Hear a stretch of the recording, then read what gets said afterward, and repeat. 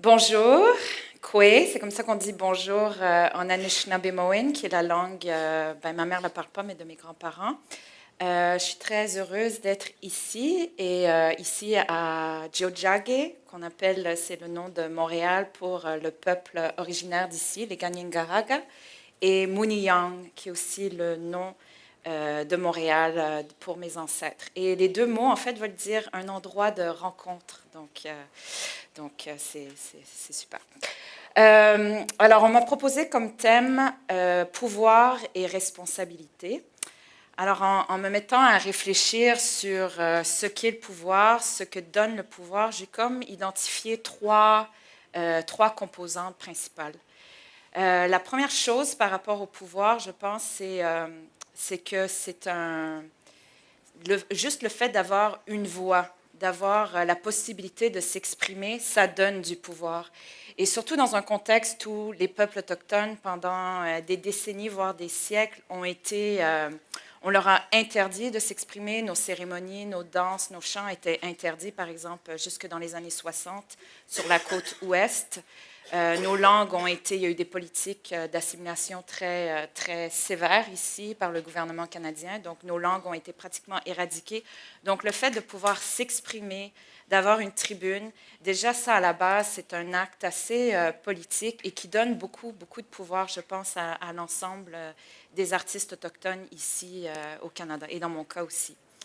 La deuxième chose que j'ai identifiée comme par rapport à ce qui donne du pouvoir, c'est aussi le fait qu'en se réappropriant justement notre culture, nos langues, nos traditions, ça nous donne du pouvoir aussi. C'est comme, et ça, ça me fait penser aux enseignements que les aînés ont dans ma communauté, par exemple, et qui disent qu'en sachant d'où on vient, on peut mieux se projeter dans le futur. Donc, et moi, je le remarque moi-même en étant en train de réapprendre ma langue, l'Anishinaabe-Moin, à quel point cela m'aide à m'enraciner dans qui je suis et à me donner un sentiment de pouvoir, ce qui me permet de m'imaginer plus dans un futur. Et la troisième chose auquel j'ai pensé par rapport au pouvoir, c'est la création artistique. Comment la création artistique donne aussi du pouvoir aux artistes, parce que c'est vraiment un acte, je pense, un acte d'humilité, de vouloir aller toujours plus profond à l'intérieur de soi et de pouvoir s'exprimer de façon le plus authentique possible, de prendre des risques aussi. Donc, c'est une façon de mieux se connaître et de s'enraciner également. Et moi, je pense, en tant qu'artiste, c'est ce qui m'inspire aussi et qui me donne beaucoup de pouvoir. Donc, pour un peu illustrer ces thèmes-là et ensuite parler des responsabilités, j'aimerais vous parler de deux projets en particulier, deux projets actuels, les plus récents en ce moment. Le premier, c'est Okinum. Okinum, qui est un spectacle que je viens de présenter au Centre du théâtre d'aujourd'hui. On vient de fermer il y a 3 semaines. Je suis artiste en résidence dans ce théâtre pour les 3 prochaines années. Donc, je dois créer 2 spectacles en 3 ans. Et Okinum est la première pièce de théâtre que j'ai écrite. Okinum, en Anishinaabe-Moin, ça veut dire barrage. Et donc, c'est donc une réflexion sur les barrages intérieurs que je pense qu'on a tous et quel est le chemin pour enlever un peu toutes ces bouts de bois. Tu sais, je parle beaucoup d'un barrage de castor, en fait, pour que l'eau de la mémoire ou de la connaissance ancestrale puisse fluer à nouveau. Donc, Okinum est un spectacle interdisciplinaire qui m'a emmené à explorer un peu mon histoire familiale depuis mon arrière-arrière-grand-mère qui s'appelait Mani Pizandawatch. Pizandawatch, ça veut dire celui ou celle qui entend.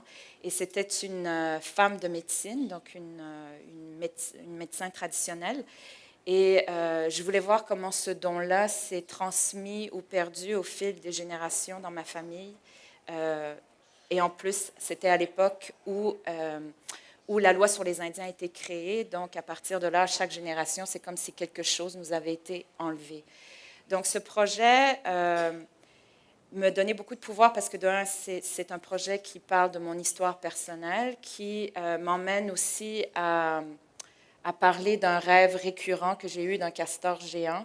Et donc, le fait de pouvoir travailler à partir de ses rêves aussi, c'est quelque chose qui nous appartient de façon très intime, nos rêves. Et de pouvoir travailler avec eux, ça nous donne aussi, ça nous connecte davantage au monde invisible, j'ai l'impression, ou en tout cas, c'est ce que je ressens. Et troisièmement, ce spectacle intègre le français, l'anglais et l'Anishinaabe-Mowen, qui sont les 3 langues de mon identité. Mais le fait de travailler avec l'Anishinaabe-Mowen, c'est une façon pour moi, dans ma pratique artistique, de me réapproprier cette langue qui m'a été non transmise à cause des pensionnats indiens et de toute l'histoire colonialiste qu'il y a ici. Mais grâce à ma pratique artistique et grâce à mes projets, ça me permet de pouvoir la réapprendre et me la réapproprier. Et dans un sens de me sentir, en apprenant ma langue, de me sentir plus Anishinaabe.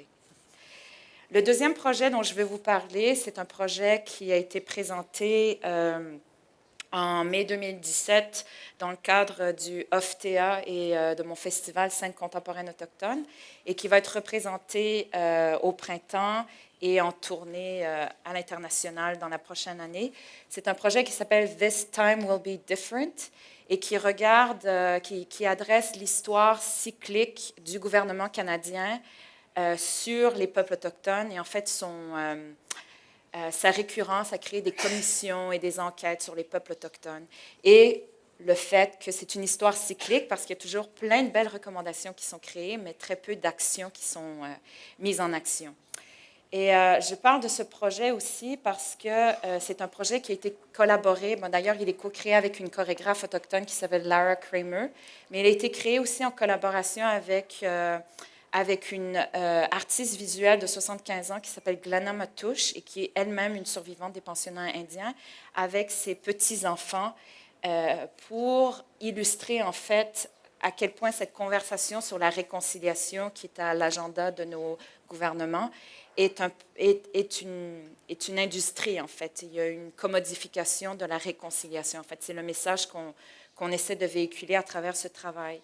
Donc, en parlant de ce projet, je pense que ce qui a donné du pouvoir à l'ensemble de l'équipe créative, c'est le fait de pouvoir répondre à notre façon à cette commission et de pouvoir essayer de trouver une façon d'apporter un baume à notre histoire collective. Donc, sur scène, nous étions représentés 4 générations qui sont affectées par l'histoire des pensionnats indiens. Et voilà, donc je pense que pour Glenna en particulier, ça a été une source de guérison. Peut-être souvent on parle de l'art qui peut avoir un rôle de transformation ou de guérison, mais dans ce cas-là, je pense que ça s'est vraiment opéré parce que c'était une façon pour nous d'essayer de voir comment est-ce qu'on peut partager son histoire sans que ce soit traumatisant. Pour la Commission Vérité et Réconciliation, pour ceux qui viennent de l'étranger, peut-être vous n'êtes pas au courant de cette commission qui a eu lieu sur 6 ans ici au Canada, qui s'est terminée en 2015 et qui a eu lieu suite aux excuses publiques du premier ministre du Canada. À l'époque, c'était Stephen Harper, pour reconnaître l'histoire des pensionnats indiens au Canada. Et les pensionnats indiens, on a la même chose en Australie avec les boarding schools et un peu partout dans tous les pays, mais le mandat de ces pensionnats ou de ces écoles, c'était de tuer l'Indien dans l'enfant. Et il y a eu énormément de violations des droits humains, d'abus sexuels, d'enfants qui ont disparu dans ces écoles. Et la dernière école a fermé en 1996, donc quand même très récent comme histoire. Donc Glenna avait été elle-même une survivante des pensionnats. Et donc, en échange de raconter son histoire, ou en réparation, le gouvernement donnait donc des compensations monétaires. Mais pour cela, il fallait passer devant un tribunal et expliquer son histoire. Et c'est un système de pointage. Donc, on a des points si on a été selon le degré d'abus qu'on a eu ou de traumatisme qu'on a eu. Glenna étant une artiste et voulant mettre vraiment l'emphase sur sa dignité en tant qu'être humain et ne montrant pas de signes évidents peut-être de traumatisme, n'a reçu aucune compensation monétaire. Donc pour elle, c'était une façon de répondre à cela, mais de façon créative et de façon positive. Alors, ce projet m'emmène à parler de responsabilité, parce que c'est le deuxième aspect. Et je pense que en responsabilité, ce qui est important dans ce projet, c'est que ça a été un processus collaboratif, donc il y a surtout pour toucher des questions aussi sensibles et aussi sensibles de notre histoire récente. Il y a des processus de comment faire les choses. Et je pense qu'en tant qu'artiste, on a une responsabilité de prendre soin des histoires ou des gens avec qui on travaille et de s'assurer d'avoir des processus éthiques et des bonnes relations avec les gens avec qui on travaille. En 2016, j'ai créé un événement, une plateforme d'art vivant par des artistes autochtones qui s'appelle Scène contemporaine autochtone. La première édition avait été présentée en partenariat avec le OFTEA. Et depuis l'année dernière, on a présenté une édition en partenariat aussi avec le FTA, le Festival Transamérique, et d'autres partenaires. Donc, pour moi, en tant que diffuseur également, je sens que j'ai une responsabilité de faire en sorte que le plus de voix autochtones soient accessibles ou d'offrir cette plateforme pour qu'on puisse entendre les voix autochtones. Et avec mon festival ou cette plateforme, j'articule toujours ma programmation autour d'un thème. Donc, l'année dernière, c'était le thème de la représentation et de l'auto-représentation. Et c'était au mois de juin l'année dernière avec le FTA. Donc, on avait invité une chorégraphe maori basée à Sydney qui s'appelle Victoria Hunt à venir nous guider de façon créative pour présenter une conversation performative sur ce thème de la représentation et de l'autoreprésentation. En 2017, dans le cadre du 375e anniversaire de Montréal, j'ai articulé toute ma programmation autour du terme de la réconciliation, étant donné que c'était la conversation à avoir en 2017 avec le 150e du Canada et le 375e de Montréal. Et j'ai invité donc des artistes autochtones de partout à travers le Canada, mais aussi international. Ici, on voit Skina Reese, qui est une artiste Tsimshian Cree basée sur l'île de Vancouver. C'est un spectacle qui avait été présenté au Musée d'art contemporain. Et ici, on voit Charles Corneo, qui est un artiste maori de la Nouvelle-Zélande, de Aotearoa. Il y a aussi, toujours des groupes traditionnels aussi. Ici, c'est un spectacle de la compagnie interdisciplinaire basée à Calgary qui s'appelle Article 11, qui avait créé un triptyque sur les pensionnats indiens qui s'appelle The Reckoning.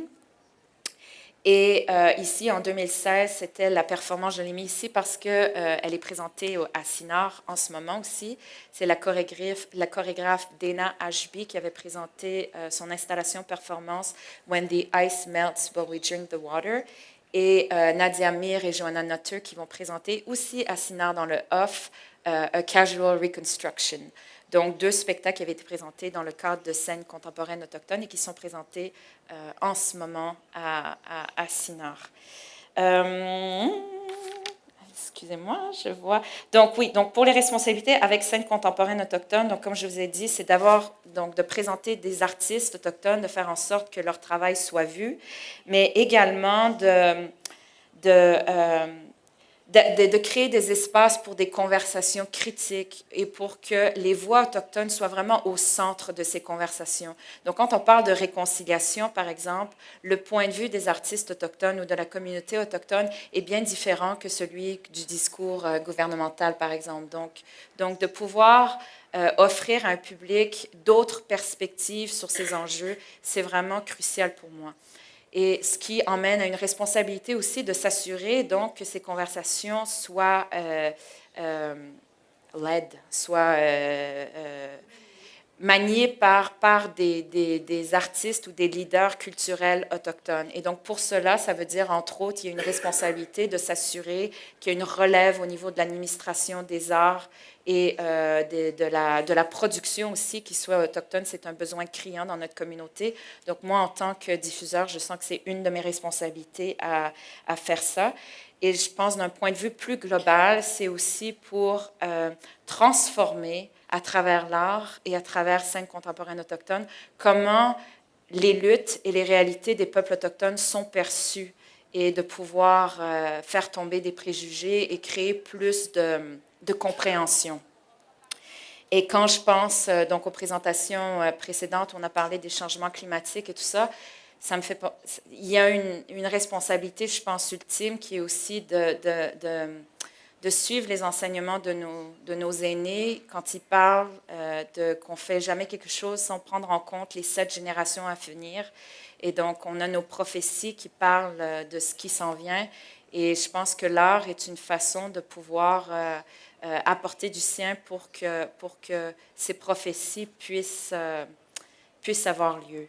Donc, je voudrais terminer avec peut-être c'est des citations, mais pas écrites. En fait, c'est 2 conférences ou 2 conversations que j'ai eues avec 2 femmes qui m'inspirent beaucoup.